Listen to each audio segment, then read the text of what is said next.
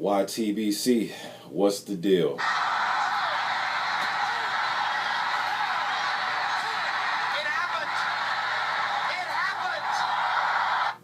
It happened.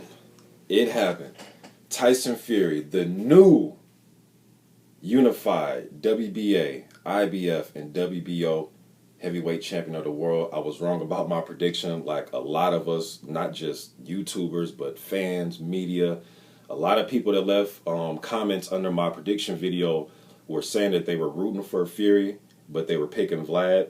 I was sort of rooting for Fury in the sense that, like, I was leaving comments to everybody. It would be nice for a change in the heavyweight division, just mix it up a little bit. I think Wladimir, Klitschko, and Vitaly have made their point, you know what I mean, as far as being top, 20, 25 heavyweights of all time. So 18 title defenses for Wladimir. He's now 25-3 in championship fights. Tyson Fury pulled it off. I got notes, man. I was keeping track of the fight. I got a whole bunch of notes here. Round one starts. Well, first of all, on the ring walk, I noticed that Tyson Fury was smiling. He was singing when he entered the ring. He was very confident, colorful, boisterous. Blowing kisses to people in the crowd as he was walking forward into the ring. Vlad got in there. He looked very stone-faced and confident, like he always looked, very sure of himself. They come in the ring right off the bat. Soon as Wladimir comes in the ring, Fury starts to mock him, talk shit throughout the national anthems. So he was very confident. Now, round one starts. Fury starts off. He was feinting very well. He was moving. He was using the jab. Vlad was pulling back. He was very defensive in the first round. The second round, more of the same. Fury was circling. He was staying busy. He was moving his hands.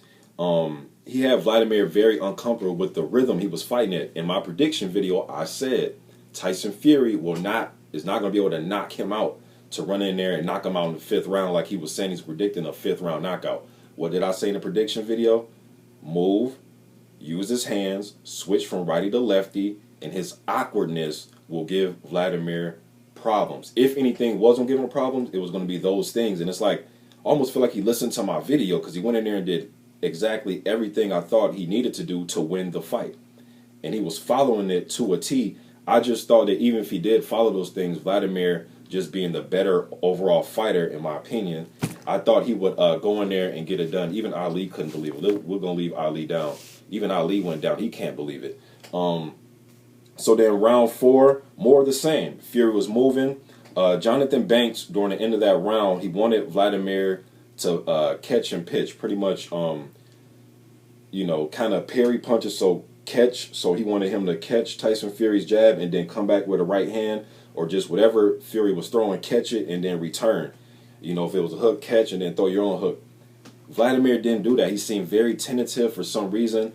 He looked very unsure of himself, like he didn't know when to throw the jab. And then when he got inside, Wladimir does what he always does. He clinches. And this was to the point where I was curious to see how they're going to, when they clinch, how are they going to engage with each other. In the ring, Fury did not look 6'9". He looked about an inch taller than Vlad. But when they got in close, Fury was doing more work. It wasn't a lot, but it was just enough to win the round. When they were clinched, he would bang to the body with his free hand. Wladimir was actually clinching to the point where he was taking his arm and putting it up on top of Fury's neck and shoulder and then trying to hold him like that. It was to the point where he was forcing clinches when I thought he should have been moving his hands. Then we go into round five. A cut developed over Klitschko's eye. Fury was just doing enough to win. He was dancing. He was moving. He was mocking Wladimir. Vlad just looked willing to hold. The sixth round, HBO started to talk about Vladimir's, the child him and his wife just had, his calf strain that postponed the first fight. Then he started going on about his wife. I'm just like, look, that has nothing to do with the fight. Fury's out hustling him. It's not like Fury's beating him down with strength. He was just out hustling him, moving, just being very awkward, made Vlad very unsure of himself. The seventh round, Fury will start to do his impression of Roy Jones when he fought Glenn Kelly. I don't know if you remember when Roy had his hands behind his back against the ropes, and then boop, hit Glenn Kelly, knocked him out. That's what Fury was trying to do. Obviously, he didn't knock Vlad out, but he was just playing with Vlad. I mean, it was kind of like when, although Mike Tyson won the fight, it kind of reminded me of when Francois Botha was mocking Mike Tyson before he got knocked out. But in those first few rounds, he was kind of mocking Mike, making him very frustrated, and Mike looked kind of out of his element until he landed that right hand. We go deeper into the fight. Wladimir, the 8th round, Vlad landed a decent right. Fury was just letting his hands go more. Vlad would land a good shot, but then Fury would let his hands go a lot more. Round 9, more of the same. Vlad landed a big right hand. Fury was warned for rabbit punching. And then he came back and landed a big left of his own. I believe that was the best round of the fight for me. Round 10, Fury was a little sloppy, but Vlad was active.